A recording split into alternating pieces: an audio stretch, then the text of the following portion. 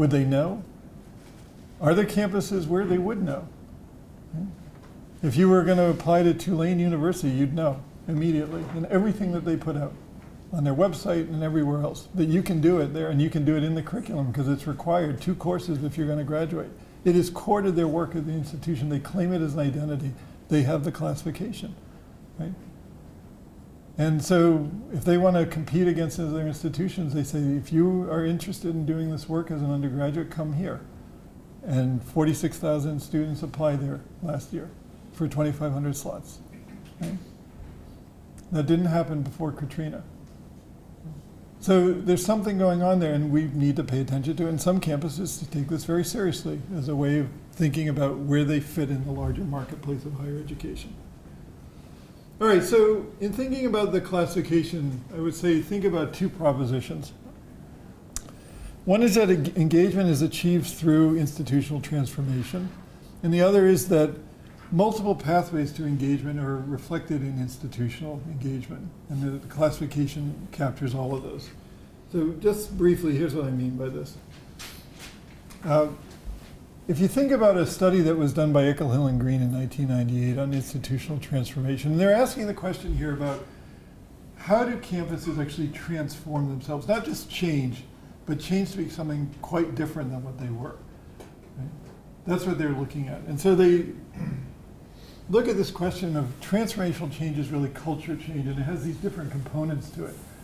It's a change in the culture of the institution, and culture change is, we're talking about really deep, significant change here.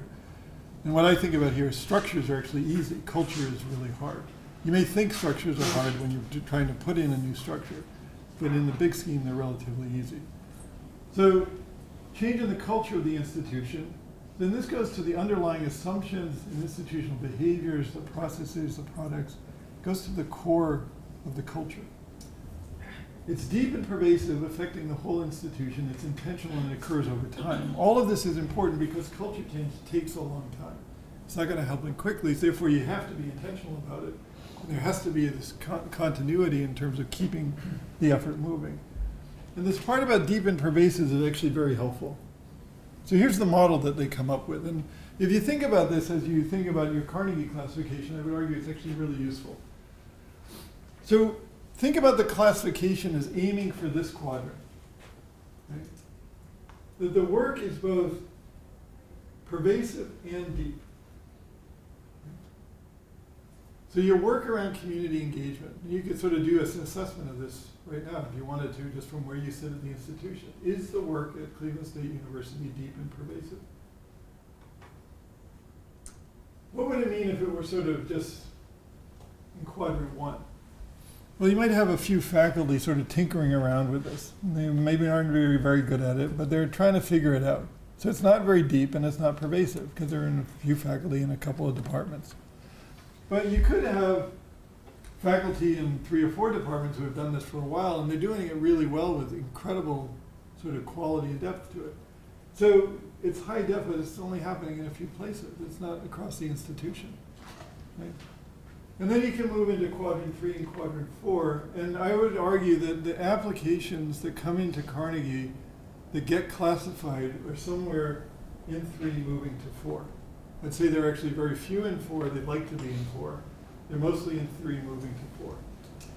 And if you're familiar with the application, it has 4 parts to it. There are foundational indicators that have 2 parts, and then there's curricular engagement and outreach and partnerships. I'll come back to that.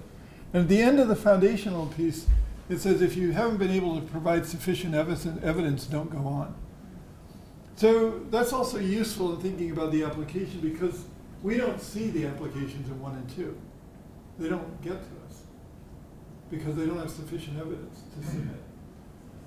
And in 2010, half of the campuses that requested the application never turned it in. They were these campuses, so we don't see those. We only see these. Those are the ones that get submitted, and then some of those get classified. So as you think about your application, you want to just be thinking about where do we fit in this? And if this is the quadrant we're aiming for, what do we need to do to get there? And then the second proposition just comes from this idea, which is again from this Association of Commonwealth Universities. The Association of Commonwealth Universities, by the way, are those that used to be associated with the Commonwealth, the British Commonwealth. So New Zealand, Australia, South Africa, actually Great Britain, they're all part of this association. So here's this wonderful idea that engagement is a core value of the university. And that would mean, as a core value, it has these different dimensions to it, or what they call here 4 spheres. Setting the university's aims, purposes, and priorities, relating teaching and learning to the wider world, the back and forth dialogue between researchers and practitioners, that's that epistemological piece we were just talking about, and taking on wider responsibility as neighbors and citizens. Right? So it has all of those dimensions to it. So you could think about it in this way, that the Carnegie classification is asking for evidence in all of these 4 areas. And to be an engaged institution, you have to be doing all of these. So there has to be this sort of mission piece where we're actually aiming at fulfilling the mission of the institution. And that's part of what you'll find in the foundational indicators, questions about mission and strategic planning and leadership. Right? But then it's also about connecting to the community through partnerships. Right? And that's the outreach and partnership piece of it. And then there's the improved teaching and learning, think of the pedagogical piece. And that's the curricular engagement piece of the framework. And then there's this part, the new production of knowledge, the epistemological part. And that's the set of questions that are in the foundational indicators, again, foundational to this work, around is this work rewarded? Is it part of the faculty reward system? Is it part of the criteria for how faculty are rewarded? And that we know means not only in their teaching and learning and their service, but in their scholarship, right? In the production of knowledge. Right? So all of these pieces are going to have to be part of what it means to be an engaged institution. We could do any one of these pieces well and not be an engaged institution. But to be an engaged institution, we would do all of them. And again, the classification is aimed at capturing those. You can imagine that this is not easy. It's not easy on any campus. It's not easy on my campus. It's probably not easy on your campus. Because you're talking about fundamentally changing the way that we do our work. Right? It's part of the redefinition of higher education in the 21st century. So there are areas that campuses are challenged by, and these are just some of them that come out of the applications. There's a really difficult piece about assessing the community's perceptions around this, right? How do we know what the community thinks about this? How do we know what kind of impact this is having? Right? So we need to do more in terms of that assessment piece. We need to know also about how this is impacting faculty on the campus. And again, we're not seeing a lot of good data around that in the applications. A lot more needs to be thought about in terms of the community's role in creating the institution's plans for engagement. And I would even, in some ways, take that a step further. Let me just give you an example. On our campus, I've been involved in now 2 strategic planning processes, neither of which I would say were either strategic or planful. And I don't think that's actually unusual. But in the last one we did, it was striking to me. Now, let me just give you a little context here. I sit at a public urban research university right in the city of Boston, right, with a deep, what we call urban mission, although it's not exactly clear what that means. Okay. And in our strategic planning process, we did what many campuses do, which is to look at institutional data, reams of institutional data, right? To figure out what sense we can make out of it, to figure out where we were going. It might have been really helpful, given that we have the Boston Foundation right in Boston, that every other year creates what are called the Boston Indicators, all of this data about the neighborhoods of Boston, that we might have looked at some of that data alongside of our institutional data. Because if we really were serious about the community that we're a part of, we might have wanted to look at what that data meant for our institution. And we didn't. We didn't even consider it. Right? So if we were serious about it, we might then in our strategic planning not only look at institutional data, but look at community data as well, and then come up with a real strategic plan for an urban public research university. So anyway, you can see here where there are other challenges as well. In 2010, the letter that went out to campuses said, here's 4 areas that you need to continue to pay attention to, even as a classified institution. One was around assessment. And if you look at the documentation framework or the application, it says systematic assessment. In other words, assessment is something that you gather data about all the time. And what happens with the Carnegie, we know from the applications and talking to campuses, is that data is collected for the Carnegie. That's not systematic. Right? To scramble around to figure out how to answer all the questions in Carnegie to get the classification is not systematic assessment. Okay? So there's this problem with assessment, and assessment is a difficult problem on a number of different levels at our institution. Reciprocal partnerships is still a really hard piece. In terms of a collaborative reciprocal relations with partners, instead of placing students in the community, having sites where students will go to, where we do research which we involve but we don't collaborate with community partners, and on and on. Again, going back to that expert model of applied work. Faculty rewards is still a challenge.